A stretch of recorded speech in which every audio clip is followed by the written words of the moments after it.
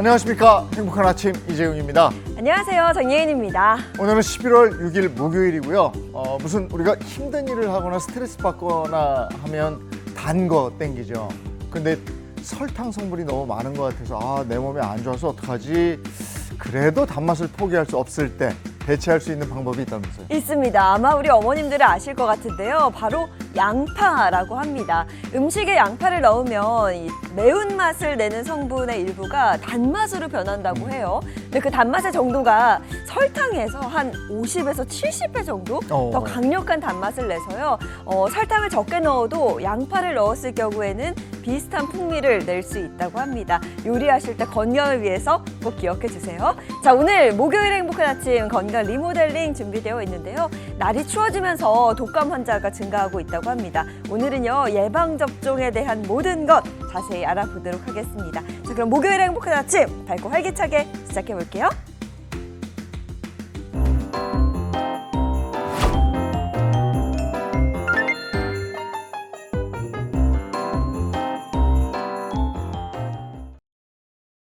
네, 목요일 아침에는 어떤 소식이 들어와 있을까요? 모닝픽부터 시작하겠습니다. 김성환 시사평론가와 함께합니다. 어서 오세요. 네, 안녕하세요. 안녕하세요. 첫 번째 모닝픽 어떤 겁니까? 첫 번째 모닝백, 일자리 있다면 귀촌할래요입니다. 네, 말 그대로 일할 수만 있다면 귀촌을 꿈꾸는 사람들이 좀 있다, 이런 이야기일까요? 네, 은퇴 연령이 된 세대가 가장 즐겨보는 TV 프로그램 어떤 게 있을까요? 즐겨보는 TV 프로그램? 뭐 귀촌 관련된 건가? 예전엔 전원일기였을 거 아니에요? 전원일기는 언제적 얘기인데 전원일기를 얘기하십니까? 자연으로 돌아가고 싶다. 네. 나는 자연인. 뭐 이런 거라든가. 네. 저도 사실은 솔직히 고백하자면 즐겨보는 프로그램이기도 하고요. 그다음에 건축탐구, 집, 뭐 이런 프로그램일 거예요. 일종의 이제 귀촌을 꿈꾸는 프로그램들을 많이 보시는 분들이 있을 텐데요. 은퇴 후에 좀 더 여유로운 삶을 즐기고 싶다, 이런 분들이 이제 관심을 많이 가지실 것 같아요. 그런데 이런 사람들의 마음이 고스란히 통계로도 확인이 됐다고 합니다. 그러니까 1955년부터 1974년 사이에 태어난 이른바 베이비붐 세대 500명을 대상으로 설문조사를 진행했는데요. 수도권에 거주하는 베이비 부머 10명 가운데 7명 이상이 비수도권 지역의 중소기업에 취업 기회가 주어질 경우에 귀촌 의향이 있다라고 답을 했다고 합니다. 그럼 귀촌을 희망하는 이유는 뭘까요? 1위로 건강생활 유지를 꼽았고요. 여유로운 생활과 휴식, 자연 친화적인 환경, 주거비와 생활비 절감 등이 그 뒤를 이었다고 합니다. 그럼 귀촌을 원하는 사람들이 가장 가고 싶은 곳이 어딜까요? 많은 분들이 자연이 많은 곳으로 가고 싶다, 이렇게 생각하실 텐데요. 네. 아주 멀지 않으면서도 서울하고 거리가 많이 떨어지지 않으면서도 자연과 함께 버탈 수 있는 곳은 어딜까 생각하시면은 어느 정도 사람들의 생각을 짐작해 볼 수 있습니다. 의료, 교육, 문화 등 생활 인프라 부족, 이런 생활 인프라 부족이 귀촌을 하는 가장 큰 이유 중에 하나였고요. 도시 생활에 대한 익숙함, 교통 및 접근성 불편, 안정적 일자리, 소득 확보의 어려움, 뭐 이런 것들이 그 뒤를 차지했다고 합니다. 네. 이 외에 또 어떤 조사 결과가 있었습니까? 그러니까 제가 방금 전에 귀촌을 한다면 어디로 가장 많이 사람들이 가고 싶을까요? 이렇게 말씀을 드렸었잖아요. 그 귀촌 희망 지역의 1위는 충청권이었고요. 이어서 강원권, 호남권, 영남권 순으로 많은 응답을 보였다고 합니다. 또 그러면 선호하는 일자리는 어떤 형태일까라고 물었는데요. 시간제 일자리가 1위를 차지했다고 합니다. 아무래도 건강과 여가를 챙기기 위해서 전일제보다는 시간제를 선호하는 것으로 보입니다. 그러면 시간제 일자리로 일을 한다고 하면 대략 어느 정도 수입을 원하십니까? 이것도 자연스럽게 묻지 않았겠습니까? 최소 월 임금 수준은 200만 원 이상, 250만 원 미만이 가장 많았는데요. 평균값을 계산해 보니까 227만 원이었다고 합니다. 인생 2막을 준비하는 베이비부머 세대들 그 어떤 고민이 담긴 그런 조사 결과였네요. 네. 자, 다음 픽은요? 두 번째 모닝픽, 생명줄에 무슨 일이입니다. 네, 소방관들의 생명과 직결된 장비에서 문제가 생겼다는 소식입니다. 어떤 내용인지 자세히 좀 전해주시죠. 소방관이 출동하는 화재 현장은 온갖 위험 요인으로 가득하죠. 특히 이제 불이 나는 곳이기 때문에 각종 유독가스라든가 매연 이런 데 노출이 될 수밖에 없거든요. 그러니까 소방관 입장에서 공기호흡기는 생명줄과도 같습니다. 그런데 만약 이 장비가 제대로 작동하지 않는다, 뭐 상상하기도 끔찍한데요. 그럼요. 지난 9월 19일이었습니다. 광주 소방학교에서 소방관들이 공기호흡기 착용 훈련을 받다가 두통과 메스꺼움을 호소했다고 하는데요. 신입 소방관 20명과 교관 등 27명이 병원 치료를 받아야 했다고 합니다. 아니 공기 호흡기에 어떤 문제가 있었던 것 같은데 그 병원 치료를 받은 분들은 건강에는 이상은 없었어요? 예, 다행히도 건강에는 현재는 이상이 없는 상태라고 하는데요. 이 공기를 충전하는 필터에 이상이 생겨서 용기에 수분이 들어간 게 원인으로 꼽히고 있습니다. 근데 수분은 공기호흡기 장비를 부식시키고요. 특히 겨울철에 공기호흡기 안에 수분이 있으면 날이 춥기 때문에 호흡 밸브가 얼어붙어서 공기호흡이 차단될 수가 있거든요. 겨울철에 특히 화재가 많이 발생하기 때문에 만약 그런 일이 발생한다. 그러면 소방관들의 생명을 위태롭게도 만들 수 있는 상황인데요. 이 공기호흡기의 수분 함량 기준치는 제곱미터당 25mg인데 이번에 문제가 된 제품의 경우에는 그 4배가 넘는 4배 가까운 수분이 검출이 됐다고 합니다. 아니 4배 가까운 수분이 검출된 거면 이거 정말 위험한 상황이었는데요. 그러니까 소방청도 이 위험성을 이제 뒤늦게 깨달은 거죠. 그래서 전국 소방서에 보급한 같은 형태의 공기호흡기 536개에 대해서 전량 교체 조치를 했다고 하는데요. 그런데 이상한 건 사고가 난 지 한 달이 넘도록 이 사실을 알리지 않았다라는 겁니다. 애초에 입찰 규격으로 제시한 제품은 가볍고 부식 위험이 적은 플라스틱 소재였다고 하는데요. 무슨 이유에서인지 더 무겁고 부식 위험이 높은 알루미늄 소재의 제품이 선택이 됐다고 합니다. 왜 그럼 그런 제품을 선택했느냐 자연스럽게 질문을 할 수밖에 없잖아요. 근데 소방청 설명으로는 좀 다른 것 같아요. 소방청은 교체된 공기호흡기 용기는 무게와 재질이 다르지만 인증된 제품이다. 다 검사하고 검수까지 마쳤다. 심사 과정에서도 문제가 없었다. 이렇게 얘기를 하고 있고요. 그다음에 한 달 늦게 이 사실을 전국 소방서에 알렸다라고 하는 부분에 대해서는 2차 검사까지 철저하게 검사를 하고 난 다음에 원인 파악하는 데 시간이 좀 걸렸을 뿐 뭔가를 이렇게 은폐하려고 하는 의도는 없었다. 이렇게 설명을 하고 있습니다. 근데 그렇잖아요. 처음에 더 좋은 거 하려고 했던 것 같은데 이게 네. 중간에 바뀐 과정이 석연치가 않고 그리고 이 소방대원들 정말 불 속에서 사람의 생명을 구하기 위해서 애쓰시는 분들인데 이 장비 문제가 하루 이틀 얘기가 아니에요. 맞아요. 근데 어디서부터 잘못된 건지 잘 모르겠어요. 교체가 됐다니까 다행인데 더 좋은 걸로 더 안전한 걸로 좀 제발 좀 해주십시오.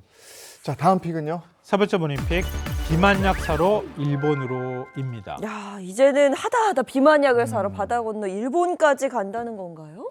무슨 비만약 사러 일본까지 가죠? 그러니까요. 뭐가 그렇게 대단한 비만약이 있어서 그렇지? 이렇게 생각하실 것 같은데요. 그냥 우리나라에서도 구입할 수 있는 비만약이라고 합니다. 이걸 굳이 일본까지 가가지고 비만약을 구입하고 있다고 하는 건데요. 그러니까 정부가 최근 비만 치료제가 너무 오염용이 되고 있잖아요. 그러니까 그 단속에 나서니까 사각지대를 노린 일부 소비자들이 일본 원정을 가고 있다. 이런 얘기입니다. 그러니까 비만약을 찾아서 일본으로 향하는 이유는 크게 2가지라고 하는데요. 먼저 처방의 용이성 때문이라고 합니다. 이 규제가 강화된 국내와 달리 일본 현지의 일부 미용 클리닉에서는 체질량 지수와 관계없이 비만 치료제를 처방해 주는 것으로 지금 알려지고 있는데요. 후쿠오카와 도쿄 등 주요 도시에 위치한 클리닉이 대표적인 사례로 거론되고 있는데 네티즌들 사이에서는 병원이 공유되고 있기도 하다고 합니다. 심지어는 일본의 비대면 진료 플랫폼을 통해서 출국 전에 한국에서 상담을 받고 일본 일정에 맞춰서 호텔로 약을 배송하는 방법도 공유되고 있다고 하는데요. 실제 이용 후기를 보면 온라인 문진만으로 처방을 받았다. 보험증도 요구하지 않았다. 마트에서 물건 사듯이 얇은 비닐봉투에 비만 치료제를 담아줘서 황당했다. 이런 반응까지 올라오고 있다고 합니다. 이게 부작용이 있는 약이라는데 이렇게 쉽게 구입할 수 있나 이런 생각도 들고 또 일본 가서 구입하는 데는 지금 말씀하신 것 외에도 또 다른 이유도 있다는 겁니까? 네. 가격이 저렴하다는 이유가 또 꼽히고 있다고 하는데요. 국내에서는 40만 원이 넘는 약을 일본의 일부 병원에서는 10만 원 안팎에 살 수 있다고 하는데요. 요즘 엔화 가격이 좀 싼 편이잖아요. 예전에 1,000원 넘을 때도 있었지만 지금 1,000원도 안 되는 상황이기 때문에 여행 겸해서 일본으로 가는 사람들이 많다고 합니다. 또 일본에서 비만약을 사왔다가 입국 검사에서 걸리면 어떡하나 이렇게 걱정하시는 분들이 있을 것 같은데요. 이것도 허점이 좀 있다고 그래요.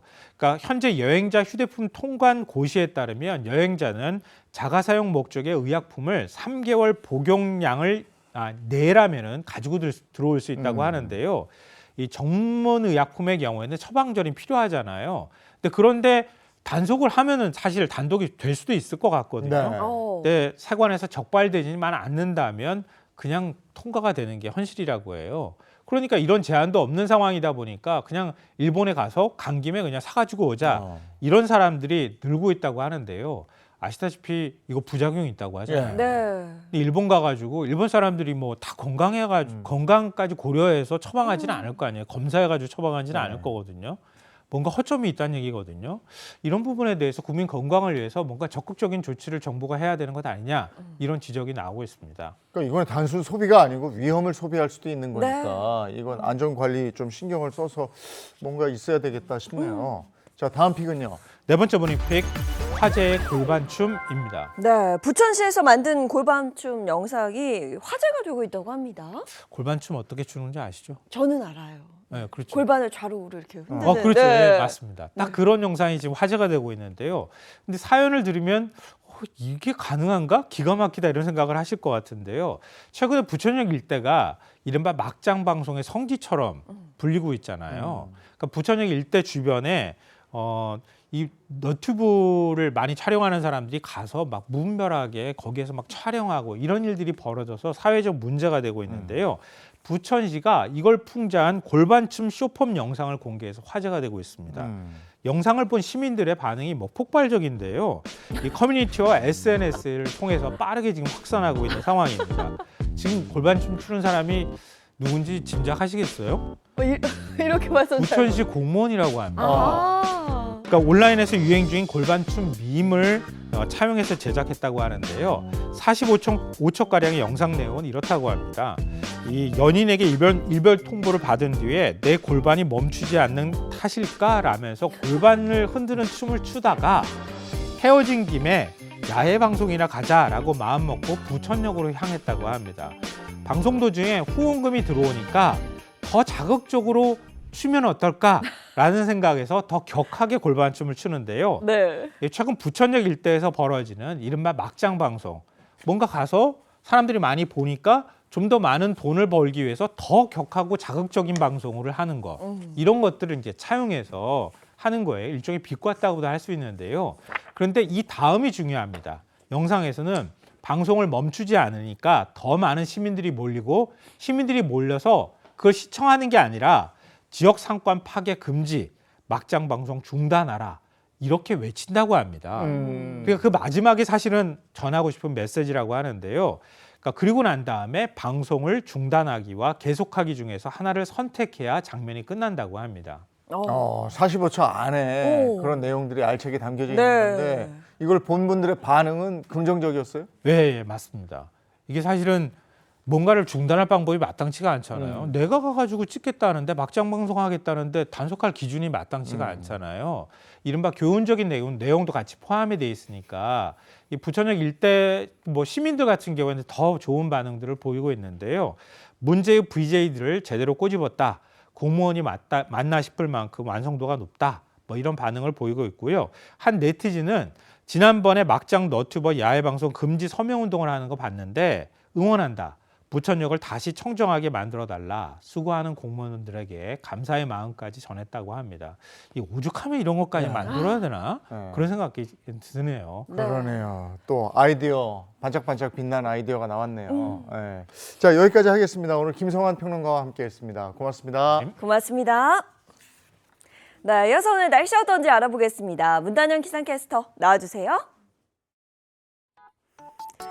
네, 오늘 출근길은 전국 내륙에 낀 짙은 안개에 유의하셔야겠습니다. 여전히 일교차도 크게 벌어지니까요. 입고 벗기 쉬운 따뜻한 외투를 챙겨주셔야겠습니다. 오늘 오전까지는 전국 내륙에 짙은 안개에 주의하셔야겠는데요. 일부 지역에서는 가시거리 200m 미만까지 떨어지는 곳이 있어서 시야 확보에 유의하셔야 합니다. 오늘도 낮 기온은 평년 기온을 웃돕니다. 어제 19도까지 올랐던 서울은 오늘도 19도, 21.4도까지 오른 부산은 오늘도 22도까지 오릅니다. 10도 이상, 많게는 15도 이상까지 일교차가 크겠습니다. 내일은 전국에 구름이 가득 끼기 시작해 토요일에는 수도권을 제외한 전국에, 일요일에는 전국에 비 소식 있습니다. 다만 5mm 미만으로 빗방울 수준에 그치겠습니다. 오늘 한낮 기온은 서울과 강릉이 19도, 대전과 전주, 대구가 20도까지 올라서 어제와 비슷한 선선함이 이어집니다. 다음 주에는 아직까지 뚜렷한 비 소식은 없는데요. 다만 주 초반에 또다시 반짝 추위가 찾아옵니다. 지금까지 날씨 전해드렸습니다.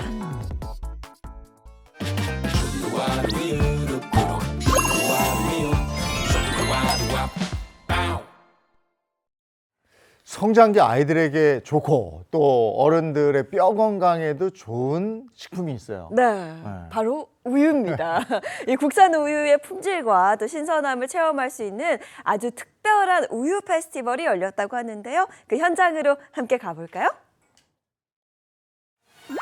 성장기 아이들의 영양을 채우고 일상에 활력을 더하는 건강한 한 잔, 바로 우유인데요. 국산 우유의 소중한 가치에 대해 지금 자세히 알아봅니다. 평소 우유에 대한 사랑이 남다르다는 오늘의 주인공. 바로 성민지, 조하진 모녀입니다. 오늘 발레 재밌었어? 아, 진짜 재밌었어. 재밌는 동작 많이 배웠어? 아, 우리 꼬마 친구의 솜씨가 보통이 아닙니다. 그렇지. 요즘 하진이는 발레에 푹 빠져 있다는데요.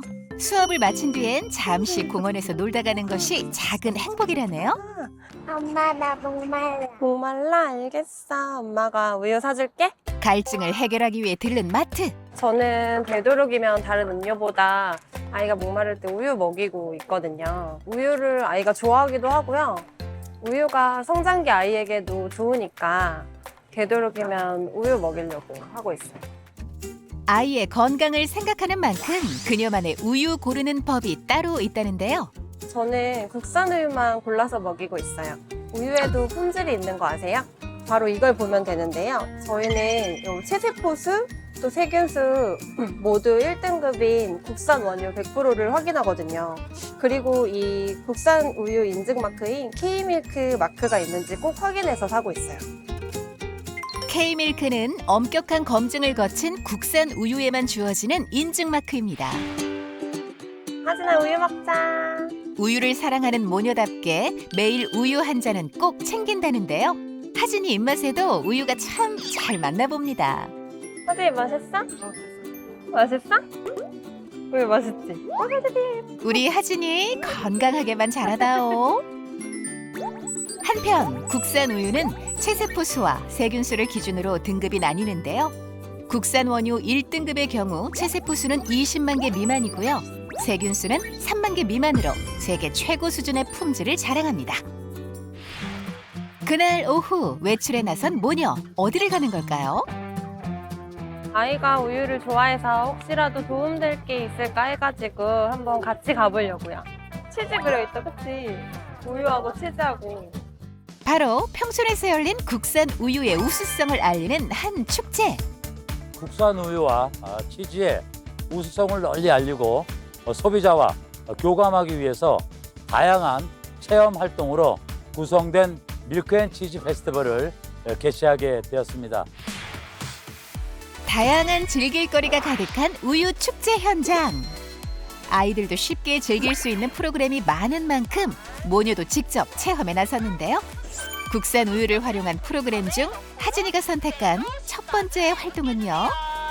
네, 저희 부스는 신선한 우리 국내산 우유를 사용해서 맛있는 티라미수를 간단하게 만들어 먹을 수 있는 그런 부스고요. 집에서도 만들어 먹을 수 있게 간단한 레시피를 소개드리고 있습니다. 너무 재밌어요. 우유랑 그런 것도 알게 되고 신기한 것 같아요. 여러 친구들이 축제를 즐기는 가운데 모녀가 다음으로 선택한 체험은 바로 고소하고 향긋한 우유 비누 만들기입니다. 식물성 대체음료 시장의 성장은 소비자의 선택의 폭을 넓히는 긍정적 변화이지만 여전히 많은 소비자들이 이를 우유의 대체품으로 인식하고 있습니다. 그러나 두 제품은 영양적 구성과 기능, 그리고 자연적 신선함이라는 핵심 가치에서 본질적으로 다릅니다. 우유는 단순한 음료가 아니라 자연 그대로의 영양 공급원이며 가공 과정을 최소화한 자연의 순환 속에서 생산되는 식품이라는 점을 강조할 필요가 있습니다. 신선한 한편에선 국산 우유의 우수성도 널리 알리고 있었는데요. 맞아요. 짧은 푸드 마일리지를 가진 국산 우유가 신선하다고 말할 수 있습니다. 국산 우유는 단 3일 만에 출하되어 푸드 마일리지가 짧은 편이라고 합니다. 게다가 착유 후 우리 식탁에 오르기까지 엄격하게 관리되기 때문에 항상 신선하게 마실 수 있다는데요. 국산 우유가 신선한 이유가 또 있습니다. 국산 우유는 착유 후에 바로 냉각을 해서 외부에 노출되지 않는 신선한 원유 상태 그대로 유통되는 시스템을 가지고 있습니다. 또한 유통기한이 2, 3일 내로 짧기 때문에 더욱 신선하고 안전합니다. 축제는 국산 치즈를 활용한 프로그램도 다양하게 마련되었는데요. 이번에 하진 친구는 치즈 컵떡 만들기에 도전했습니다. 컵에 우유와 소스, 떡, 치즈를 차례로 넣어준 후 전자레인지에 돌리기만 하면 완성! 과연 직접 만든 치즈 컵떡의 맛은 어떤가요? 최고라네요. 유독 관람객들의 인기를 한 몸에 받은 곳이 있었으니 바로 국산 치즈로 만드는 핑거푸드. 인기 코너 그냥 지나칠 순 없죠. 그 맛 어떤가요? 꿀맛이랍니다. 저희는 치즈 핑거푸드 만들기 부스인데요. 이제 샤인머스켓이랑 방울토마토랑 신선한 우리 우유로 만든 치즈를 꼬치에 꽂아서 꼬치를 만들어서 나만의 꼬치를 완성하는 부스예요. 그냥 치즈만 먹기 아이들이 거부감이 있어서 과일이랑 함께 좀 더 친근하게 꼬치 형태로 만들어서 먹기 편하게 하는 활동을 하고 있습니다. 어때요, 와보니까? 되게 재밌는 체험이 많아서 되게 인상 깊게 남을 것 같아요. 여기 이런 게. 요즘 소비자들은 단순히 무엇을 사느냐보다 왜 어떤 가치를 담아 소비하느냐를 더 중요하게 생각합니다. 이런 체험형 페스티벌은 단순히 이벤트가 아니라 가치에 참여하는 경험의 장이 됩니다. 밀크앤치즈 페스티벌 너무 재밌었고요. 아이랑 직접 같이 할 수 있는 체험이 많아서 너무 좋았던 것 같아요. 하진이 좋았어요? 좋았어요. 아이의 영양을 든든하게 채워주는 우유 한 잔. 신선하고 안전한 국산 우유로 온 가족의 건강을 챙겨보는 건 어떨까요? 건강한 우유도 좋지만 그 아이들의 밝은 웃음이 너무너무 좋습니다. 네, 보기 네. 좋아요. 이번에 축제 현장으로 갈 텐데 지금 뭐 전국 곳곳에 가을 축제가 한창인데 이곳에서는 또 아주 멋진 국화 축제가 열린다고 그래요. 네, 그렇습니다. 바로 경남 양산의 국화축제인데요. 2016 양산 방문의 해를 앞두고 양산에서는 다양한 축제가 한창이라고 합니다. 그 현장으로 함께 가보시죠. 천년의 역사가 살아 숨쉬는 양산.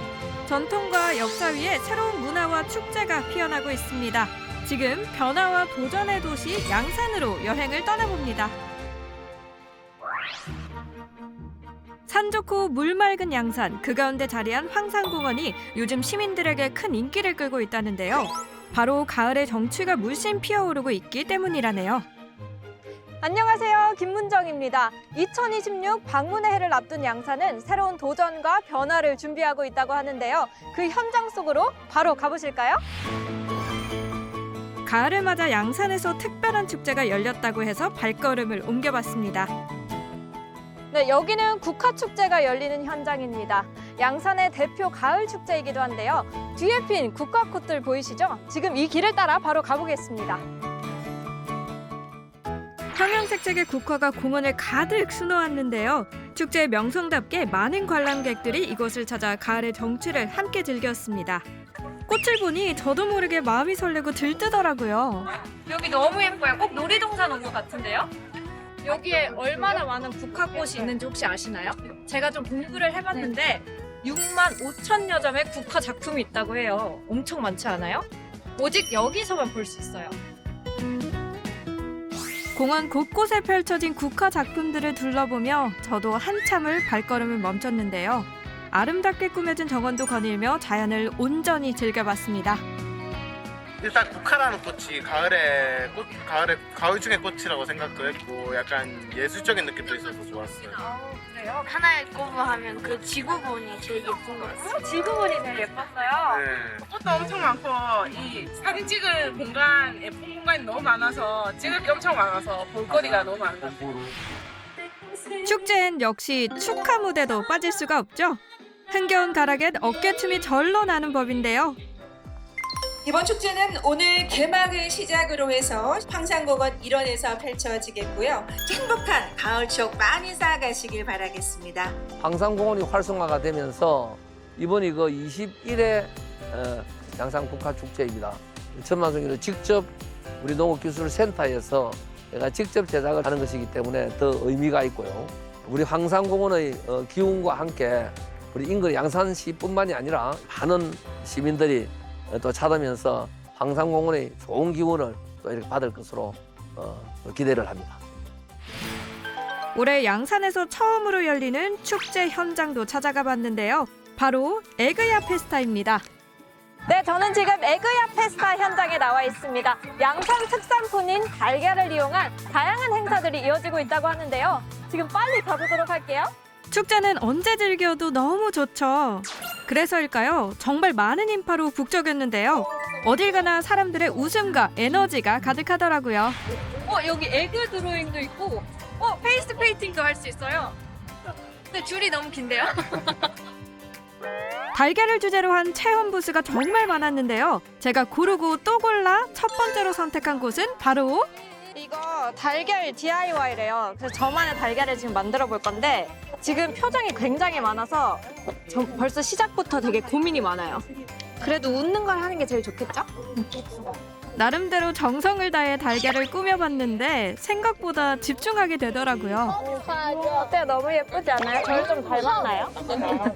저만의 달걀 DIY를 만들어봤습니다. 제가 다음으로 향한 곳은요. 이거 에그 네컷인데 인생 네컷하고 똑같은 것 같아요. 근데 아무래도 사진 안에 달걀이 있겠죠? 다양한 소품도 마련되어 있어 고르는 재미가 있었는데요. 이거 어때요? 달걀 같나요? 막상 사진을 찍으려니 예상치 못한 난관도 있었습니다. 여기 되게 높은데요? 저 점프해야 될 것 같은데?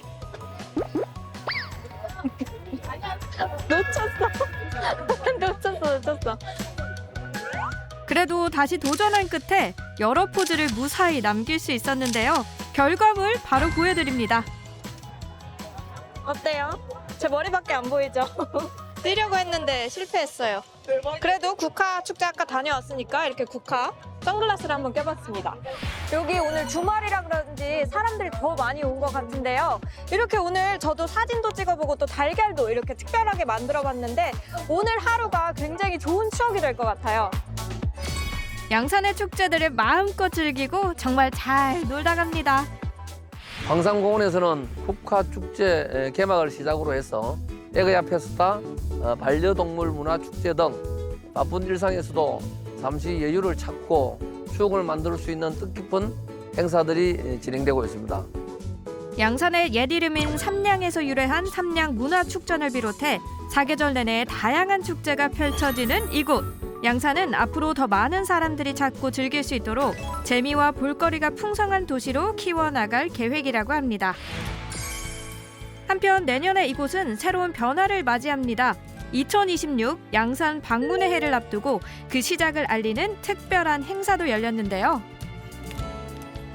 내년 양산의 방문의 해는 낙동강 협력시대 또 하나의 주요한 전환점이 되게 될 것입니다. 낙동강 협력시대 대전환 선언식은 양산시를 포함해서 김해, 밀양, 부산 북구, 사상, 사하, 강서 등 낙동강 유역의 7개 도시가 손을 맞잡고 커넥티드 낙동강을 공동 비전으로 삼아서 낙동강을 매개로 한 상생 협력을 이끌고 영남권 균형 발전의 전환점이 될 것으로 기대합니다.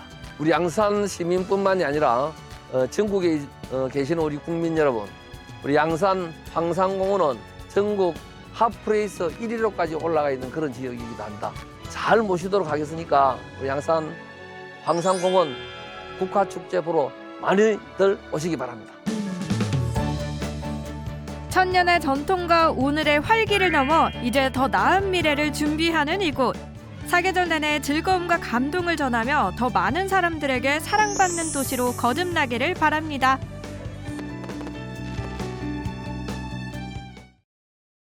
와, 역시 뭐 가을하면 축제죠. 또 가을하면 제철 먹거리도 굉장히 중요한데요. 이 맛있는 음식들 다 즐기려면 치아 건강 신경 쓰셔야 합니다. 근데 나이 들수록 치아가 좀 부실해지는 건 어쩔 수가 없는데 치아뿐만 아니라 잇몸까지 약해져서 관리하기가 굉장히 힘들다고 하더라고요. 그래서 자칫 치아를 잃을 수도 있는 풍치에 대해서 오늘 얘기를 할 거고요. 또 하나가 중년 남성들의 말 못하는 고민이 있어요. 전립선 비대증인데 네. 여기에 대한 얘기도 함께 나누도록 하겠습니다. 닥터하우스 가겠습니다. 우리 집 앞 의사의 진짜 이야기부터 내 몸을 위한 건강 노하우까지 전해드립니다. 안녕하세요. 닥터하우스 MC 최희입니다. 오늘 함께할 첫 번째 닥터 소개해드리겠습니다. 10년째 한자리에서 환자들을 진료하고 있는 치과 닥터입니다. 어서 오세요. 네, 반갑습니다. 안녕하세요. 통합치의학과 전문의 노상규입니다. 오늘의 주제는 어떤 걸까요, 닥터님? 최희 아나운서께서는 치아의 역할이 뭐라고 생각하세요? 오, 치아의 역할이요? 씹고, 뜯고, 맛보고 라는 문구가 있잖아요. 저는 딱 그게 치아의 역할인 것 같은데요. 맞아요. 치아는 음식물을 잘게 부수고 씹는 저작 기능을 주된 역할로 하는데요. 통상적으로 알려진 바에 따르면 음식물을 씹을 때마다 어금니 하나당 50kg에서 60kg 힘이 가해진다고 합니다. 사람 한 명의 무게네요. 그렇죠. 물론 나이 들어서까지 치아가 건강하다면야 이러한 무게가 별로 문제되지 않지만 이 질환에 걸리게 되면 저작 기능이 어려워지는 것은 물론 우리의 소중한 치아까지 잃을 수도 있게 됩니다. 그래서 오늘은 소리 없는 치아 도둑, 풍치에 대해서 이야기를 나눠보려고 합니다. 저는 흔히 듣던 이름이라 그냥 가벼운 질환인 줄 알았거든요. 일단 풍치가 어떤 질환인지 정확히 모르시는 분들이 많은데요. 풍치는 치아 주위 조직에 염증이 생기는 질환을 통칭합니다. 초기에는 이가 시리거나 잇몸이 붓고 양치할 때 피가 나는 정도로 가벼운 증상이 나타나지만 시간이 지날수록 잇몸뼈가 녹아내리면서 치아를 단단히 감싸던 잇몸이 아래로 내려가고 느슨해집니다. 그러면 치아가 흔들릴 수밖에 없고 결국엔 빠지게 되는 거죠. 와, 자 이렇게 소리 소문 없이 치아까지 잃게 만드는 풍치의 원인이 정말 궁금한데요. 풍치의 주된 원인은 치태와 치석입니다. 입안에 음식물 찌꺼기와 세균이 모여 치아 표면에 치태가 만들어지고요. 방치하면 점점 딱딱해져서 치석으로 변해 잇몸 안쪽을 파고들면서 염증을 유발하게 됩니다. 야, 근데 사실 흔히들 많이 겪는 질환이잖아요. 맞습니다. 건강보험 심사평가원에 따르면 풍치로 병원을 찾은 환자가 무려 1,900만 명에 달할 정도로 정말 많은 분들이 겪고 계십니다. 그리고 여기서 문제는 나이 들수록 풍치가 더 쉽게 생긴다는 점이죠. 아니 왜요? 나이가 들수록 만성질환, 면역력 저하, 구강 건조증 등의 이유로 치주 질환의 위험이 높아지게 되는데요. 치아를 상실하는 가장 큰 원인이 바로 이 치주 질환입니다. 역시 그냥 간과해서는 안 될 것 같습니다. 이렇게 소중한 치아를 잃었을 때는 어떤 치료를 할 수 있을까요? 그럴 땐 상실한 치아의 위치와 상태에 따라 치료법을 결정해야 하는데요.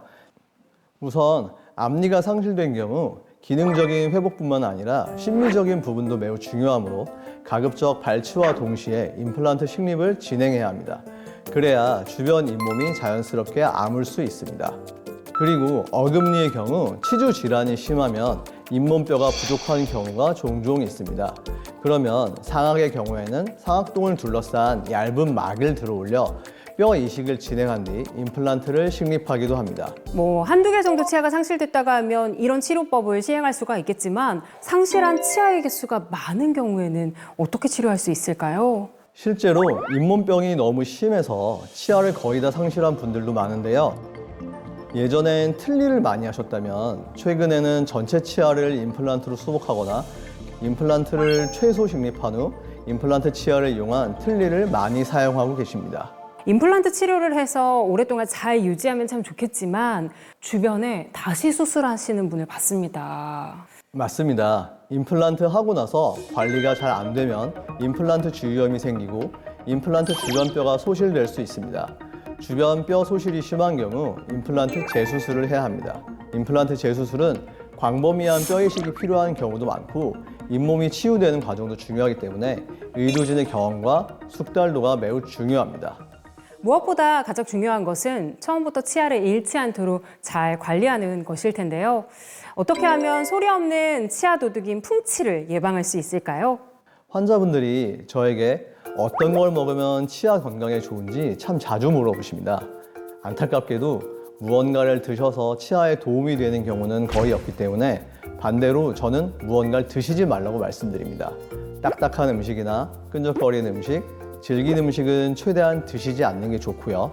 구강세정기, 치실, 치간 칫솔 등을 병행하여 양치하시는 것이 치아 건강에 도움이 되겠습니다. 자, 마지막으로 닥터하우스 공식 질문 드릴게요. 노상규 닥터님이 꿈꾸는 목표는 무엇인가요? 제가 한자리에서 개원한 지 10년째인데요. 환자분들이 양심과 실력을 믿고 찾아갈 수 있는 책임감 있는 의사가 되고 싶고요.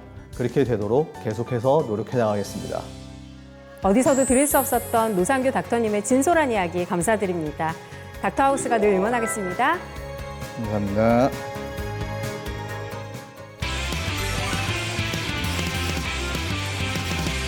자, 오늘의 두 번째 주인공 모셔볼게요. 남성들의 말 못할 고민을 20만 건 이상 해결하고 치료하신 닥터입니다. 어서 오세요. 안녕하십니까. 비뇨기과 전문의 이상원입니다. 오늘 준비해 주신 주제는 남성 질환에 대한 이야기라고 들었어요. 네, 그렇습니다. 건강보험 심사평가원에 따르면 지난 2019년 131만여 명에서 2024년 153만여 명으로 환자가 늘었을 만큼 흔히 나타나는 남성 질환이지만 누구에게 묻기도 그렇다고 병원을 찾기도 불편해 혼자서 끙끙 앓는 경우가 참 많습니다. 이 질환의 정체는 무엇일까요? 남성 질환이라서 제가 좀 낯설기도 하고요. 어떤 질환인가요? 바로 전립선 비대증이고요. 이번에 수많은 중년 남성을 고민에 빠뜨린 전립선 비대증에 대한 이야기를 나눠보려고 합니다. 전립선 비대증 어떤 질환인지부터 알아야 할 것 같은데요. 전립선 비대증이란 요도를 둘러싸고 있는 전립선이 안쪽으로 커지면서 요도를 눌러 다양한 하부요로 증상을 동반하는 질환입니다. 야간 빈뇨로 밤잠을 설피는 경우가 무척이나 많고요. 본인이 원할 때 소변 보기가 어렵고 소변이 약하게 나오다 끊어지기도 합니다. 네. 이 때문에 방광이 소변을 밀어내려고 무리하게 방광에 변성이 생기기도 해요. 그러면 방광이 예민해져서 빈뇨 증상이 심해지고 결국에는 의지와 상관없이 소변을 참지 못하게 됩니다. 정말 생활에 불편함을 초래하는 질환이 아니지 않을까 싶은데요. 이런 전립선 비대증 어떤 이유로 생기게 되는 걸까요? 전립선 비대증은 남성 호르몬과 관련이 깊습니다. 남성 호르몬은 보통 테스토스테론과 환원형 테스토스테론으로 구분되는데요. 이 중 환원형 테스토스테론이 전립선 성장에 영향을 미치는데 나이 들면서 이 호르몬 분비가 증가하면 전립선이 비대해지게 되는 거죠. 이외에도 유전적인 요인이나 비만, 당뇨병 등도 전립선 비대증과 연관성이 있는 것으로 알려져 있습니다. 무엇보다 전립선 비대증은 긴 시간에 천천히 진행하는 질환이기 때문에 단번에 알아채기 어렵거든요. 그렇다 보면 치료 시기가 늦어지는 경우도 많고요.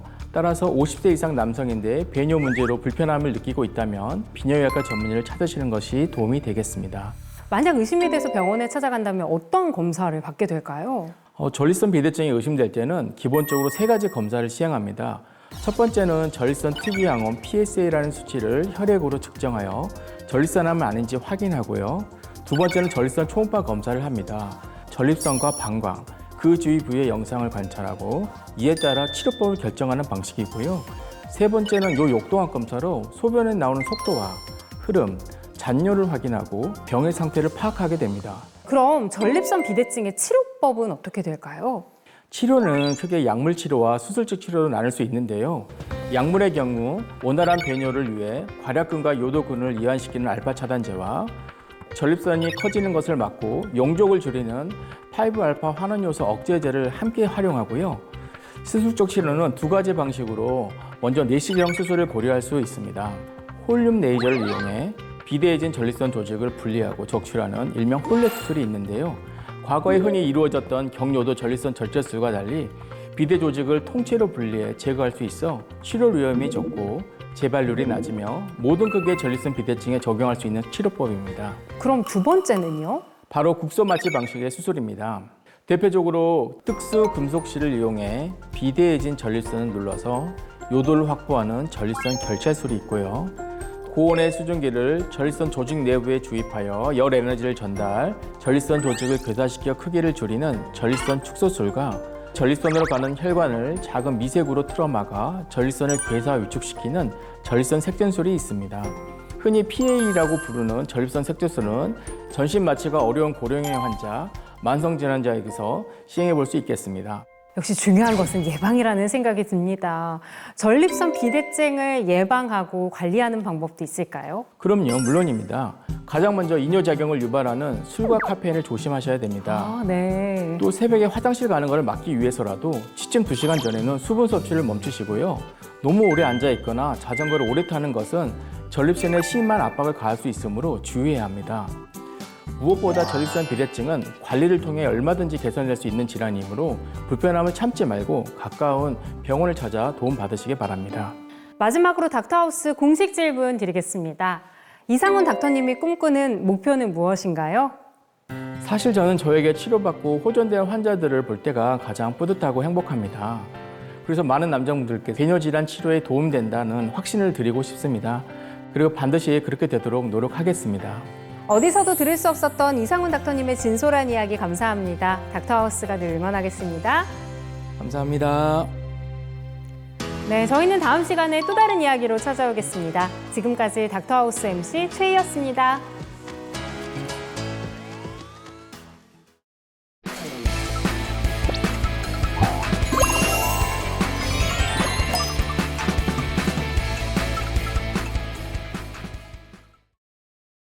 행복한 아침 함께하고 계신 지금 시각이 8시 12분을 향해 가고 있습니다. 건강정보 계속 알려드리겠습니다. 건강 리모델링 시간인데요. 주치의 선생님들이에요. 장민욱 신경과 전문의, 민혜연 가정의학과 전문의입니다. 어서 오세요. 안녕하세요. 네, 안녕하세요. 반갑습니다. 자, 그리고 양기영 소화기내과 전문의와 개그우먼 이경 씨도 함께합니다. 어서 오세요. 행복한 아침. 네, 건강 리모델링 오늘 주제 영상으로 확인하시죠.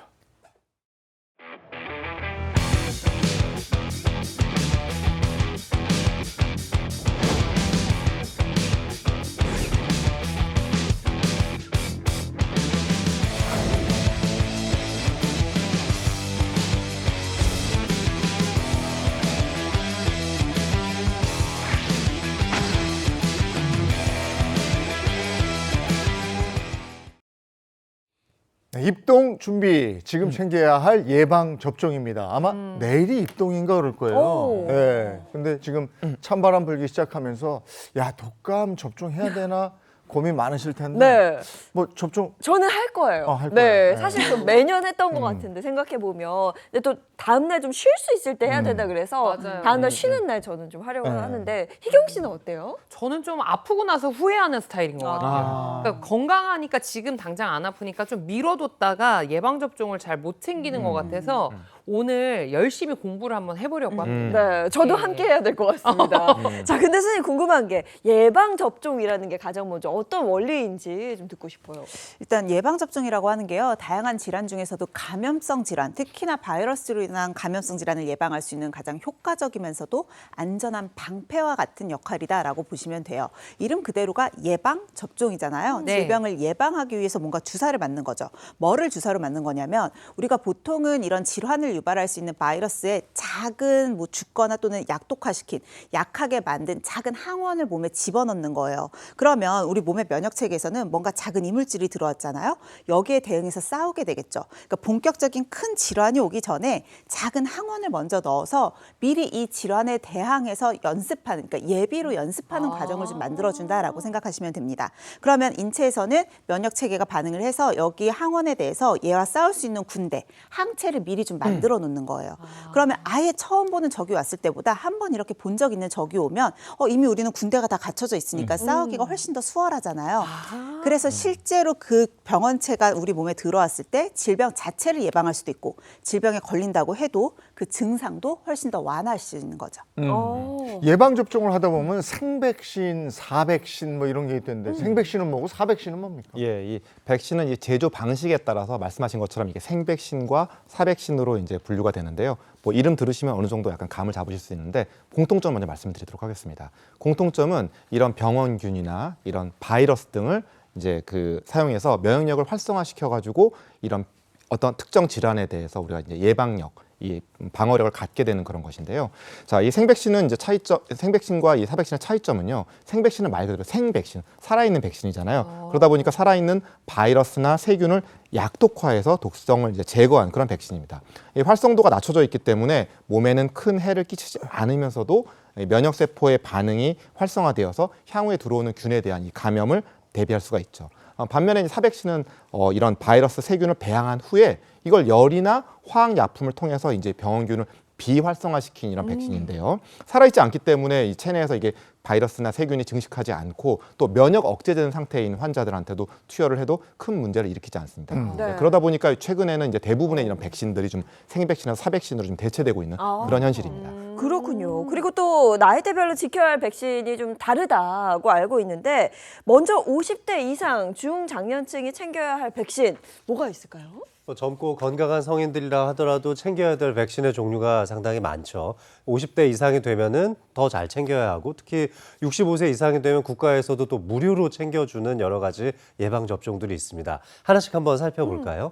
자, 먼저 첫 번째 말씀드린 백신은 바로 대상포진 백신입니다. 대상포진은 어릴 때 수두 바이러스에 한번 감염이 돼서 수두를 앓으셨던 분들이 몸속에 신경절 안에 수두 바이러스가 잠복해서 내재되어 있다가 성인이 돼서 나의 면역력이 좀 약해졌을 때 이것이 신경절을 따라서 대상, 그러니까 띠 대자를 써서 띠 모양으로 쭉 퍼지는 모양의 굉장히 강력한 신경통을 유발하게 되는데 그래서 통증의 왕이라고도 부르기도 하죠. 이 고통이 얼마나 강한지 출산을 경험했던 산모나 대상포진을 경험했던 산모 둘 다 경험해 보신 분들이 있을 거 아니에요. 아이를 낳을 때보다 대상포진이 더 힘들었다라고 표현할 정도로 그 정도의 이제 통증의 왕이라고 부르고 있습니다. 그런데 이 대상포진도 사백신과 생백신으로 나눠져 있거든요. 기존에 많이 맞으셨던 것들은 이제 생백신이에요. 근데 최근에 이제 사백신이 개발되면서 예방률이 상당히 좋아졌습니다.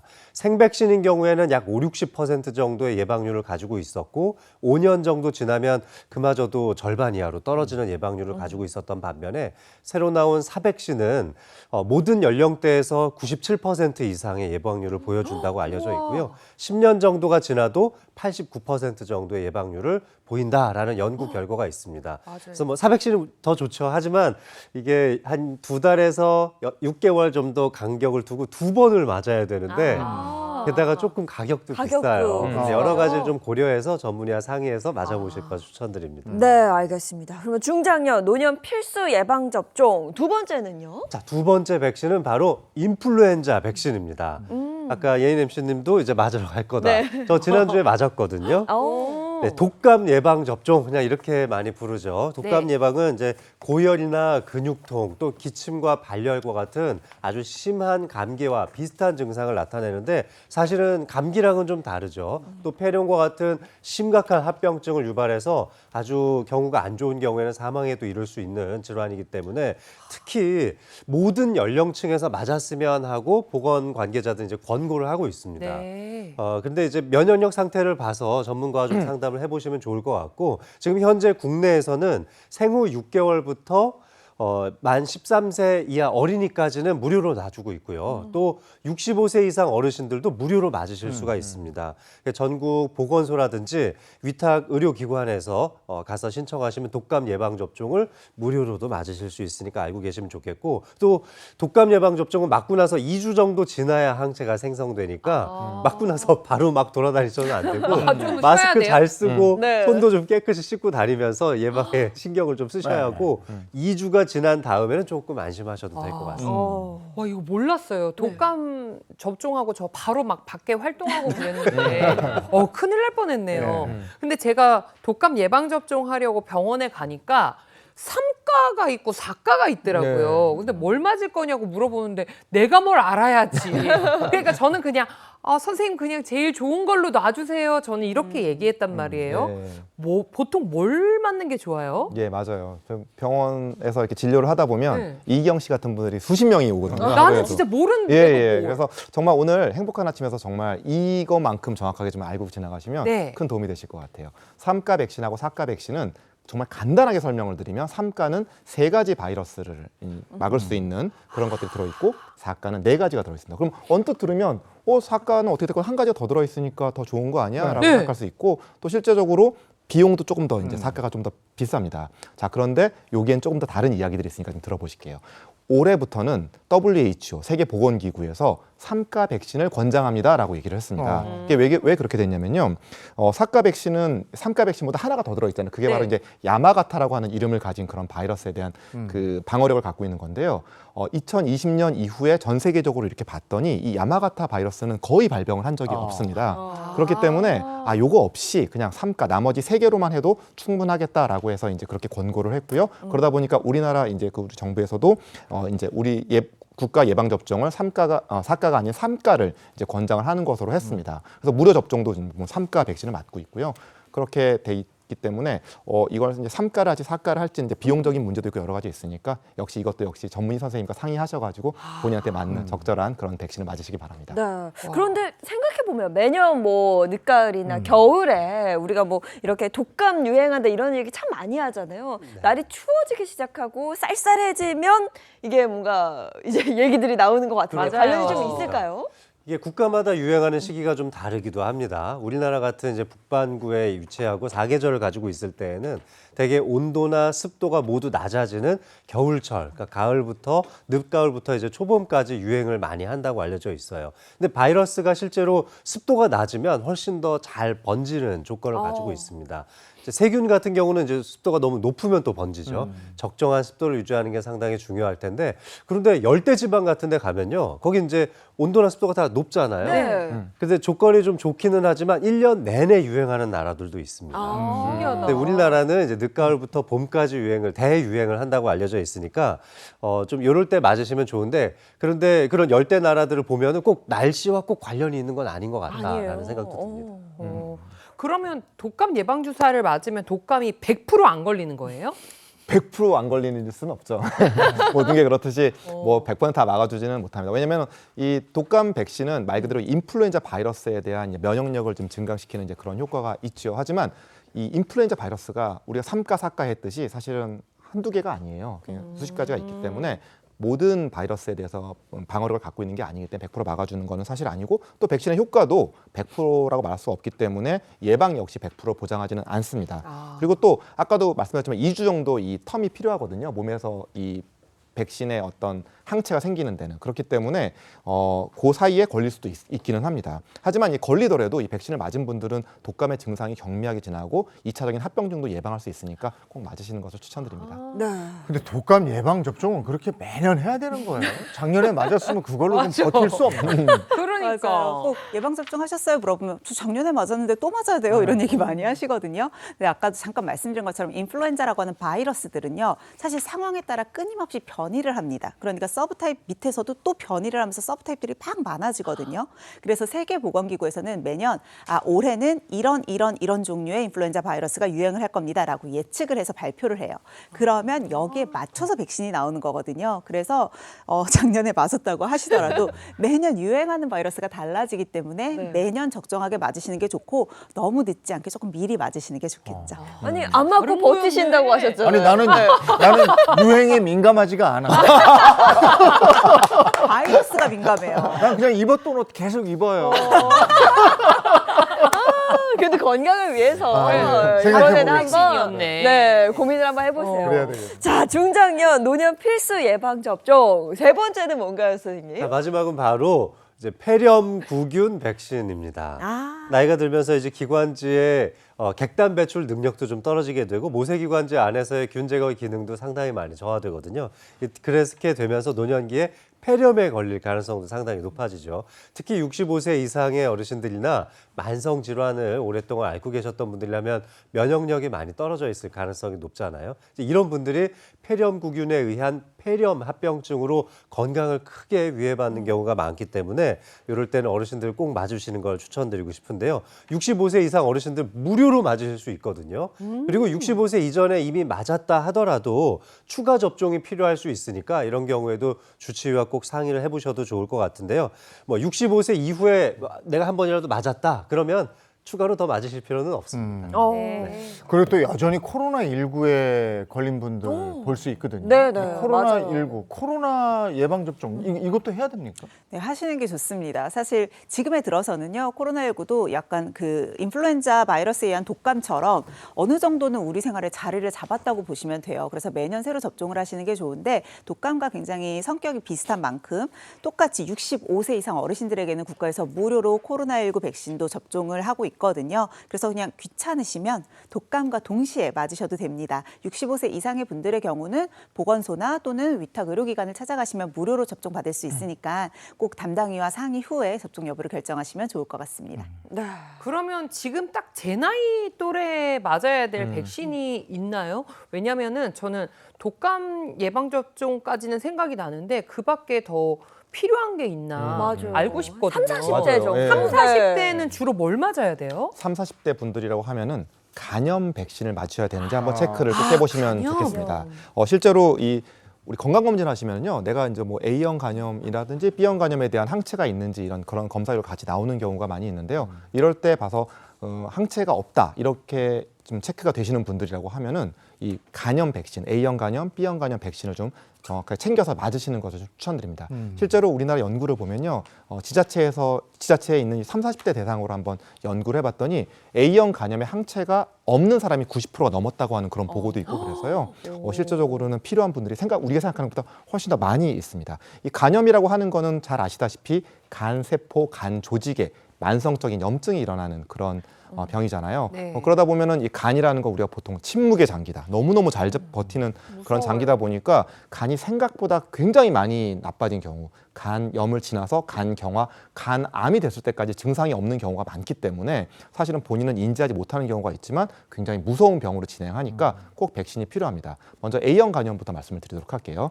A형 간염 백신은 6개월 간격으로 2번 접종하는 것이 권장이 되고요. 2번 접종하게 되면 뭐 95% 이상 이 간염 예방 효과를 얻을 수가 있습니다. B형 간염 백신은요, 첫 접종 기준으로 했을 때 한 달 후 그리고 6개월 후에 이렇게 총 3회 접종이 권장이 됩니다. B형 간염 역시 이렇게 3회 접종을 하게 되면은 평생 면역력이 유지가 됩니다. 예전에 막 흑주 서먹고 막 이렇게 살 때는 A형 간염이 왔다가 갔는데 맞아요. 요즘 필요 곱게 자라가지고 A형 간염 항체가 없는 사람이 맞습니다. 승맛을 아시는 분이네. 실제로 예전에는 필수 접종이 아니었어요. 오. 항체 검사하면 거의 자연적으로 나왔는데 제 나이 기준으로 이제 20살 이하부터는 네. 검사를 하라라고 권고를 했었거든요. 네. 자, 이번에는요, 예방접종에 관한 OX 퀴즈 한번 준비를 해봤거든요. 네. 여러분들도 들어보시고 맞으면 O, 틀리다고 생각되면 X 들어주세요. 네. 자, 첫 번째는요, 암이나 당뇨와 같은 만성 질환자는 독감 예방접종을 하면 안 된다. 맞으면 O, 틀리면 X를 들어주세요. 당뇨는 일단 아닐 것 같아요. 당뇨 환자가 뭐 독감 주사 천만인데. 맞으면 안 된다? 그렇죠. 천만이야. 그러니까요. 저는 X. 저는 O라고 생각한 이유가 저는 이제 암에 좀 중점을 뒀어요. 암 환자분들은 안 그래도 몸이 안 좋은 상태인데 독감 아까 전에 그거 바이러스를 넣는 거라고 하셨잖아요. 가뜩이나 몸이 안 좋은데 바이러스까지 또 안 좋은 걸 넣으면은 암 환자분들은 더 아프시지 않을까 이런 생각이 좀 들어서 저는 O를 들었어요. 자, 정답은요, 바로 X. X예요? 사실 희경 씨의 우려도 뭔지는 알아요. 그래서 같이 설명을 좀 드릴게요. 네. 사실 만성 질환자들은요, 암이나 뭐 여러 가지 당뇨나 고혈압 이런 만성 질환을 앓고 계신 분들은 면역력이 상당히 많이 저하되어 있는 상태입니다. 그렇기 때문에 오히려 이런 독감 예방 접종을 해야 질병을 효과적으로 예방하실 수 있어요. 그렇지 않고 만약에 이분들이 바이러스에 걸려서 독감에 걸렸다라고 하면 일반적인 사람들은 독감에 걸려도 며칠 정도 앓고 끝나지만 이분들은 심각한 합병증으로 이어질 확률이 훨씬 더 높거든요. 폐렴이나 기관지염으로 가고 이로 인한 사망 위험까지도 증가할 수가 있습니다. 그래서 실제로 세계보건기구 또 미국의 질병통제예방센터, 우리나라 같은 경우는 보건복지부나 대한감염협회 모두 이런 만성질환자들과 암 환자들에게 독감 예방접종을 맞을 걸 권고하고 있는데요. 다만 만성질환자들은 그냥 항상 맞으시는 게 좋고요. 암 환자분들이시라고 하면 내가 치료를 받고 있는 상황에 따라서 적절한 시기가 달라질 수도 있긴 합니다. 희경 씨가 우려하는 게 아마 그런 네, 부분이셨던 맞아요. 것 같아요. 그래서 내가 본격적으로 암 치료를 받기 전이다. 항암 치료나 방사선 치료를 앞두고 있다라고 하면 이 치료 최소 2주 전에는 접종을 해 놓으셔야 항체를 가지고 있는 상태에서 치료가 들어갈 수 있겠죠. 네. 또 내가 지금 항암 치료 중이다라고 할 때는 백신의 효과를 높이고 효과를 좀 보기 위해서는 어느 정도는 면역력이 올라가 있어야 되거든요. 이걸 볼 수 있는 게 백혈구 수치입니다. 그래서 백혈구 수치가 가장 많이 회복된 시점에 맞으셔야 돼요. 근데 이거는 본인이 모르실 거예요. 그래서 역시나 담당하고 있는 의사와 충분히 상의를 해서 어느 시점에 맞을지 여부를 결정하셔야 합니다. 네. 저 그럼 또 궁금한 게 있는데 임신부들도 뭐 조심해야 될 게 많잖아요. 네. 임신부들도 독감 주사 맞아도 돼요? 네, 고민 많이 하시겠지만 임신부들도 맞으셔야 합니다. 임신 주차에 상관없이 임산부 본인의 건강과 또 태아에게 미치는 악영향이 거의 없기 때문에 네. 태아의 건강을 위해서라도 맞는 것을 권고드리고 싶습니다. 인플루엔자에 만약 걸리게 된다면 오히려 악영향이 미쳐질 가능성이 높습니다. 아니 임신부는 약도 함부로 먹으면 안 된다 그러니까요. 그래서 주사는 당연히 안 될 줄 알았는데 된다는 말씀이시죠. 그렇습니다. 자, 그러면 두 번째 질문도 한번 이어서 볼까요? 예. 자, 두 번째 질문입니다. 자, 알레르기 반응이 있었던 사람도 이 예방 접종을 꼭 해야 한다. 맞다고 생각하시면 O, 틀리다고 생각하시면 X를 들어주십시오. 이거 왜 이렇게 어렵죠? 알레르기 반응이 있는데 그걸 하면 안 되지 않아요? 안 될까요? 근데 뭐 방금 뭐 당뇨나 암 당뇨, 환자도 다 맞아야 맞아야 된다고 되는데. 하니까 극복해야 되지 않나? 아니 근데 맞았는데 알레르기가 막 이렇게 있는데 그걸 또 어떻게 맞아? 그런가? 굉장히 어려운 문제였던 것 네. 같아요. 예, 오. 오랜만에 어려운 문제를 냈더니 기분이 좋습니다. 자, 정답은 X입니다. X. X요? 아우 좋네요, 선생님. 틀린 분들이 많으니까. 자, 과거 접종 후에 아주 심한 알레르기였던 아나필락시스를 경험했던 분들은 함부로 맞아서는 안 됩니다. 이 아나필락시스가 일어나면은 온몸에 막 두드러기, 숨가쁨, 또 어지럽다가 심지어 쇼크로 이어질 수 있습니다. 그렇기 때문에 좀 주의를 하셔야 되고요. 또 중증 급성 질환.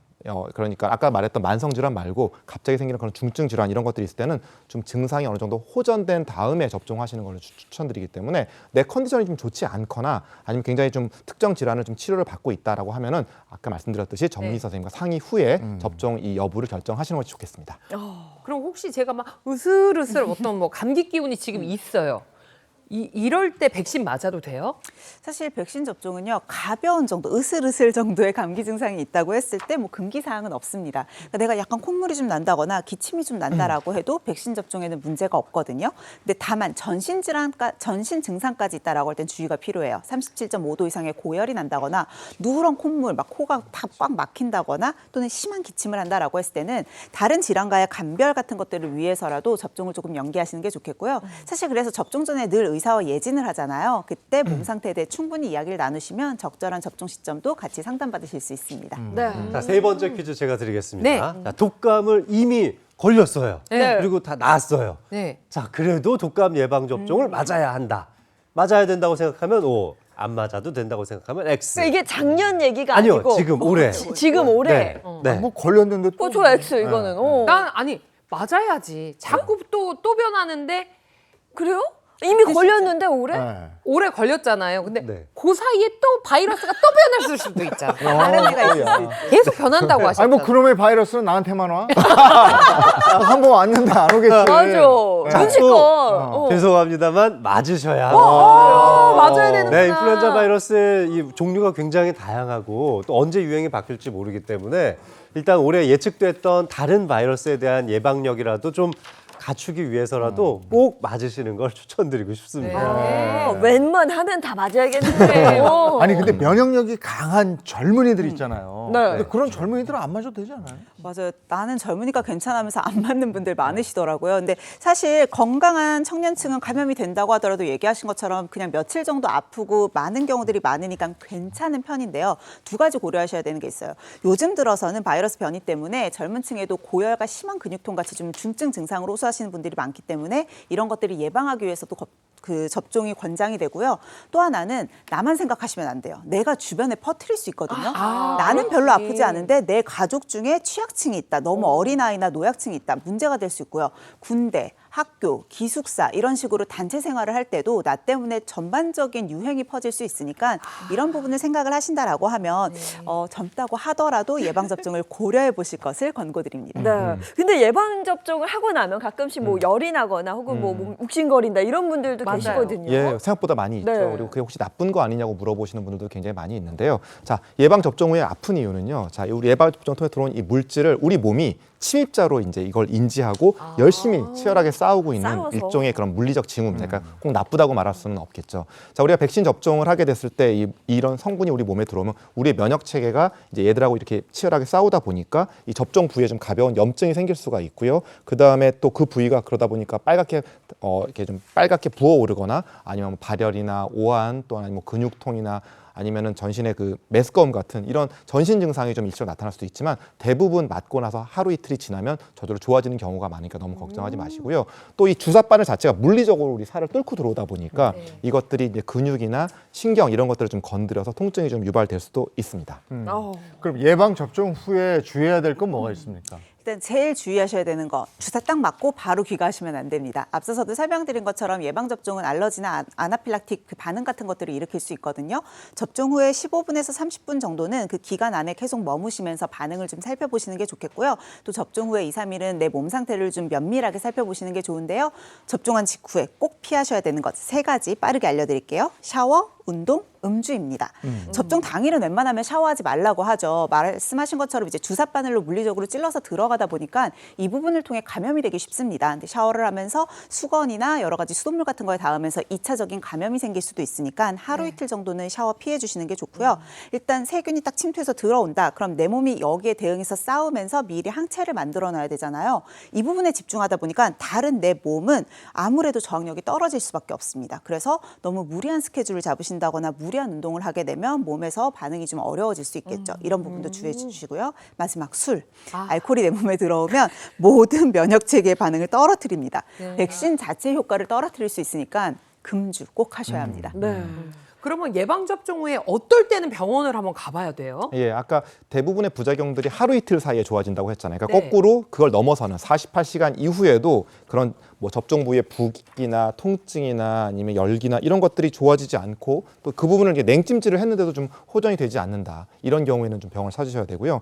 또 이렇게 보통 미열이 좀 나고 이랬을 때 몸이 좀 안 좋을 때 아세트아미노펜 성분의 이런 해열 진통제를 드셨는데도 뭐 두통이 계속된다든지 정말 몸 컨디션이 좋지 않아진다. 또는 접종 부위 아닌 다른 부위에 갑자기 멍이나 출혈 이런 것들이 좀 발생을 한다든지 아니면은 전신적으로 봤을 때 호흡곤란, 의식 소실, 의식이 나빠지는 증상이나 얼굴이나 입술 또 가슴 부위, 다리 부위 이런 부분에 심한 붓기나 아니면 두드러기, 경련 이런 것들이 좀 이런 경우에는 즉시 좀 병원을 찾아보시는 것이 좋겠습니다. 네. 근데 뭐 이런 예방 접종도 중요하지만 사실 평소에 내가 가지고 있는 면역력도 중요하잖아요. 어떤 좀 예방법이 있는지도 궁금합니다. 백신 맞았다고 100% 예방되는 건 아니죠. 네. 정말 중요한 거는 손을 좀 잘 씻으시면 좋을 것 같고요. 그다음에 이제 다수가 모여 있는 장소에 갈 때 항상 마스크 착용 잘 중요해요. 하시면 충분히 예방하실 수 있을 겁니다. 네, 그것만 지켜도. 네. 그리고 또 이제 예방 주사 맞는 건 너무 무서워서 피하지는 마시고요.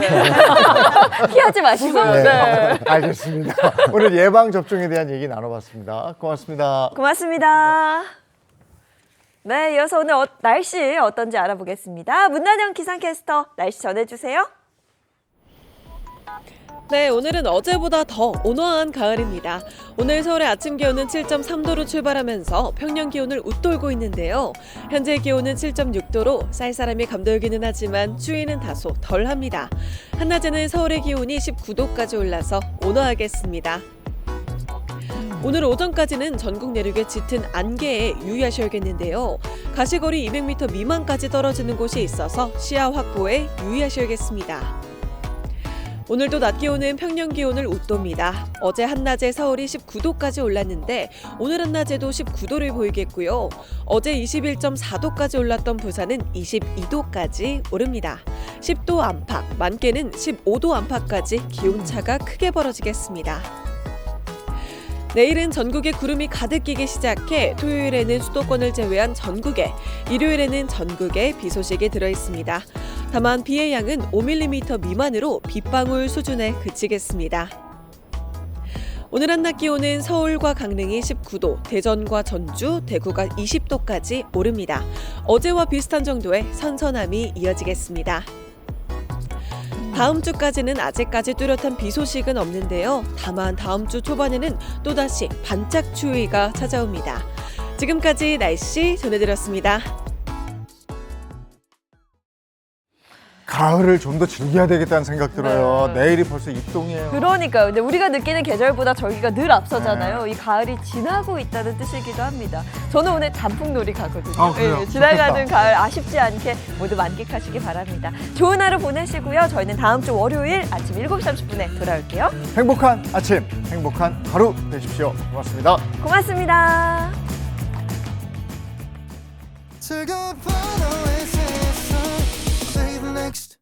Channel A.